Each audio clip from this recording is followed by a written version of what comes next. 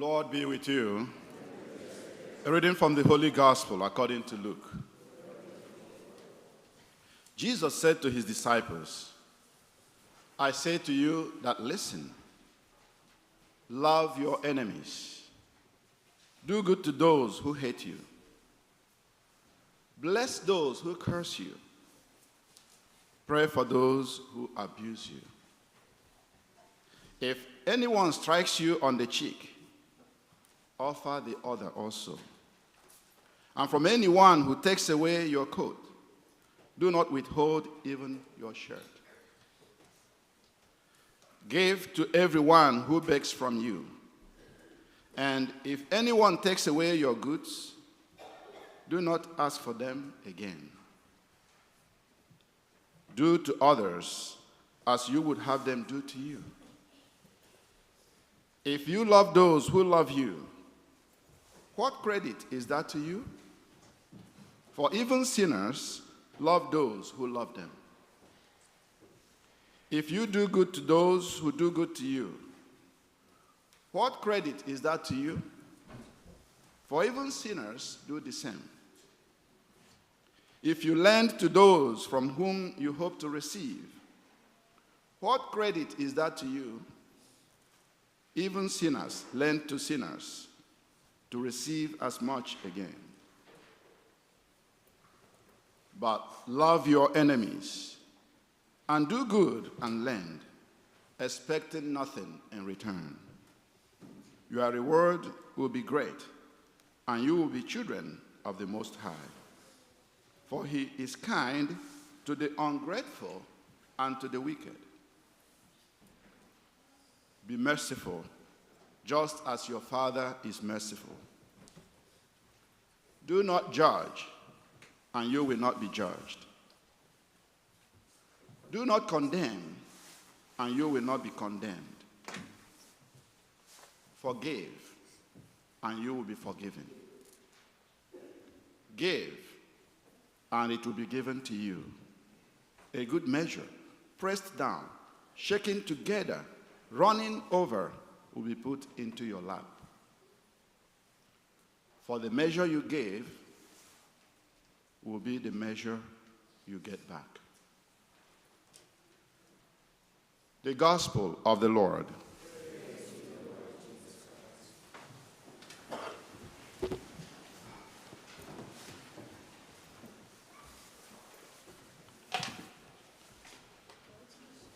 I would like to reflect today on the power of love and mercy over hatred and revenge.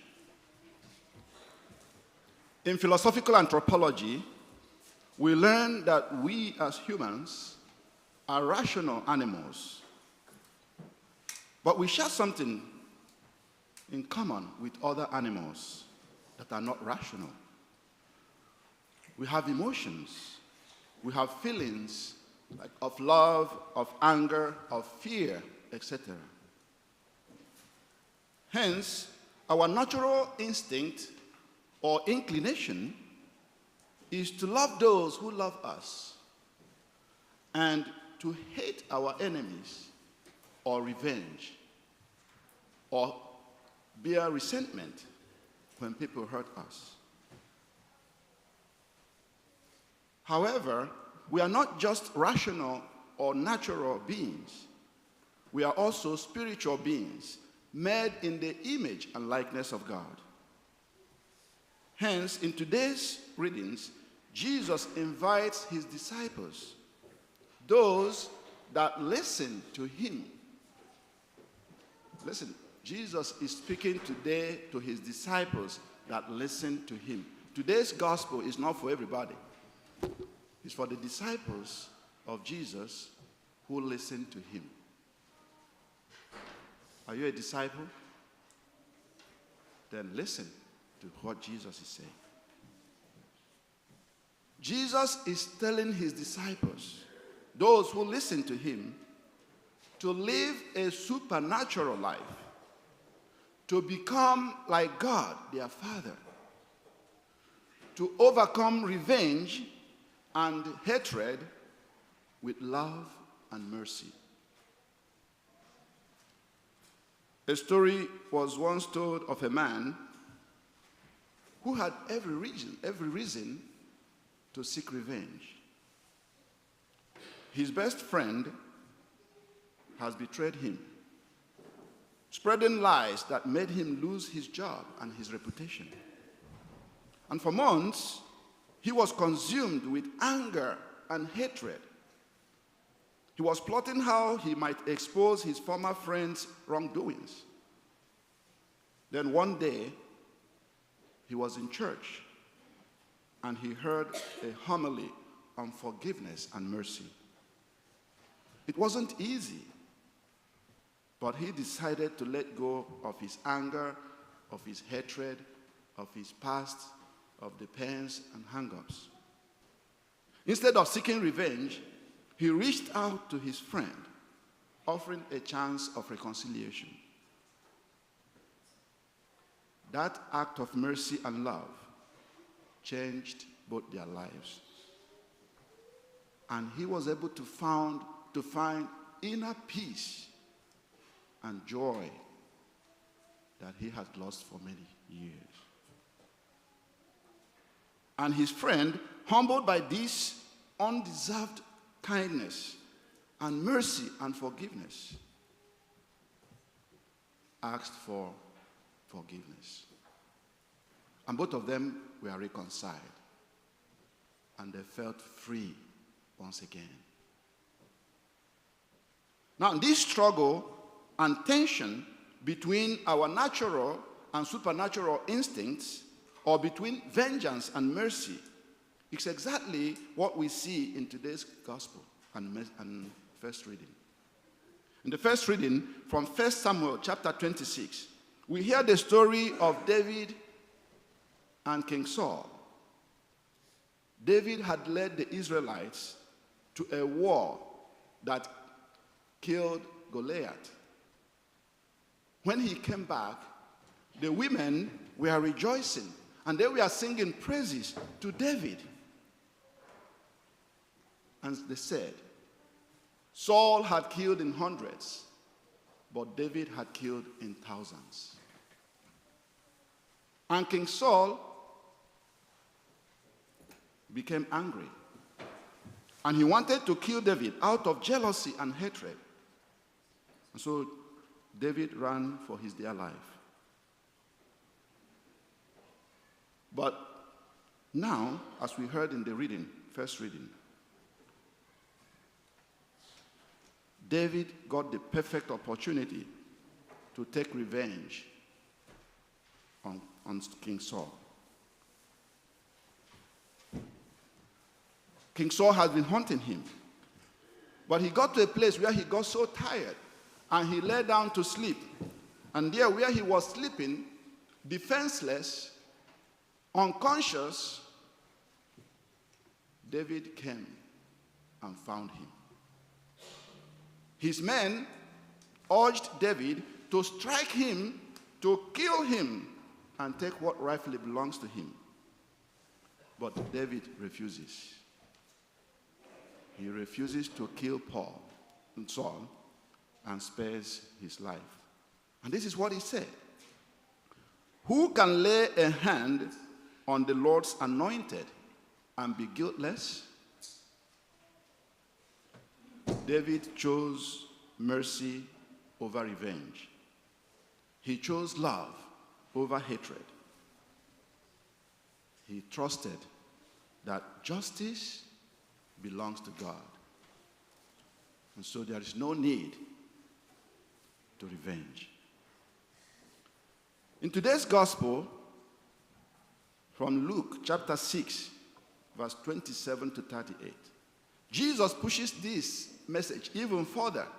He told his disciples, love your enemies, do good to those who hate you, and bless those who curse you. I think these are some of the hardest words and challenges we see in the gospel. Jesus calling us to avoid revenge, but to actively love and bless even those who hurt us.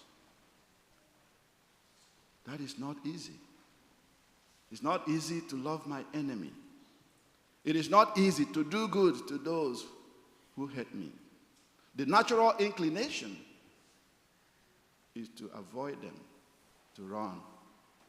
The natural inclination is to seek retaliation. But Jesus says, to those who listen to me, to his disciples, love, forgive. This kind of love is radical, and it's also powerful. It makes us become like God and not like animals. And it has the ability to transform the hearts of people when they are able to do it. And that heart could be your heart, could be my heart. Today, Jesus teaches us that mercy and forgiveness is not weakness. In fact, it takes greater strength to forgive than to retaliate. But how can we apply that to our practical life experience today? I suggest two ways. One, choose to forgive even when it is hard. Think of someone who has wronged you. It could be a family member. It could be a co-worker. It could be a friend. Instead of dwelling on the hurt, pray for them. Ask God to bless them. And this doesn't mean you pretend that the pain is not real. It is there. But it means that you refuse to let bitterness and resentment control you. You refuse to give the other person control over your life and your emotions. As someone would say, don't let that person rent a room in your mind or in your heart, in your head. When we forgive, we become like God. When we fail to forgive, we become like brutes, like animals, because we are acting by instinct, by our emotions. Number two, be generous beyond what is expected. Jesus says, give and it will be given to you. For the measure you give is the measure that you will receive.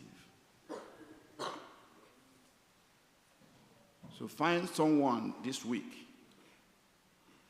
to show unexpected or random generosity and kindness.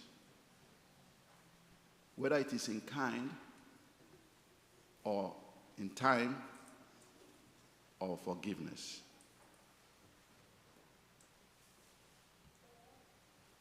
Maybe it is being patient with a difficult person at work. Being patient with your spouse. Being patient with your children. Being patient with your parents, especially when they are growing old. It may be reaching out to someone you've been avoiding for many years, or giving without expecting anything in return. The psalmist today in Psalm 103 says, "The Lord is merciful and gracious, slow to anger, and abounding in steadfast love." If God treats us this way, shouldn't we strive to do the same? How many times have God forgiven you? How many times have God been generous to you? How many times have God not counted your faults, your failings? Why do we count always the failings of others? Why do we always judge or condemn when people make mistakes? When we make mistakes, God forgives us. We expect mercy from God. And God is challenging us today. Give the same mercy that you received. David had the power to destroy Saul, but he chose mercy and love over hatred.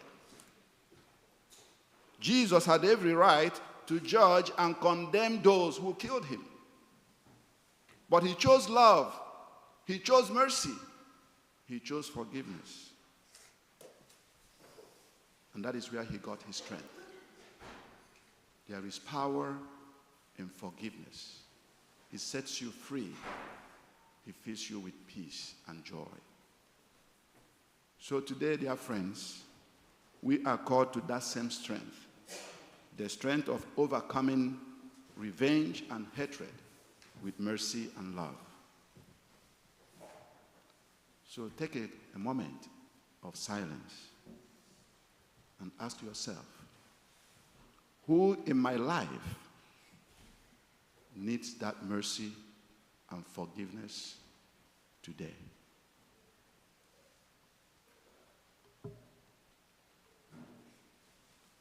Reach out to that person today, not tomorrow. After I wrote my homily yesterday, I picked my phone. I called one of my friends. We have been not talking to each other for some time. And I tell you, friends, I felt so happy. I was uplifted. I was free. And both of us, we are happy and we reconcile. I throw that challenge to you today or this week.